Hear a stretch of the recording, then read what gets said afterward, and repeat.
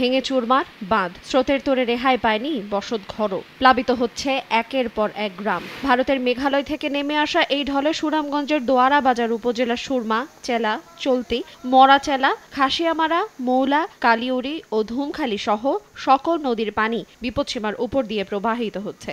সীমান্তের ওপার থেকে বয়ে আসা খাসিয়ামারা নদীর উপচে পড়া স্রোতে লক্ষ্মীপুর ইউনিয়নের নোয়াপাড়া, ইদ্রিসপুর, চৌকিরঘাট, বেড়িবাঁধ ভেঙে বিভিন্ন হাওরে পানি ঢুকে পড়েছে। তলিয়ে গেছে আমনের বীজতলা, আউশ, সবজি ক্ষেত ও ঘরবাড়ি। 5টি মুরগির খামার, 2টি ব্যবসা প্রতিষ্ঠান ক্ষতিগ্রস্ত এবং 30টি পুকুরের মাছ ভেসে গেছে। উপজেলা সদরের সঙ্গে লক্ষ্মীপুর ইউনিয়নের 28টি ও সুরমা ইউনিয়নের 5টি গ্রাম সহ সীমান্তে লক্ষাধিক মানুষের যোগাযোগ ব্যবস্থা অচল হয়ে পড়েছে। বগলাবাজার ইউনিয়নের ক্যাম্পের গাঁট এলাকায় চিলাই নদীর বেড়ি বাঁধ ভেঙে 10টি গ্রাম প্লাবিত হয়েছে।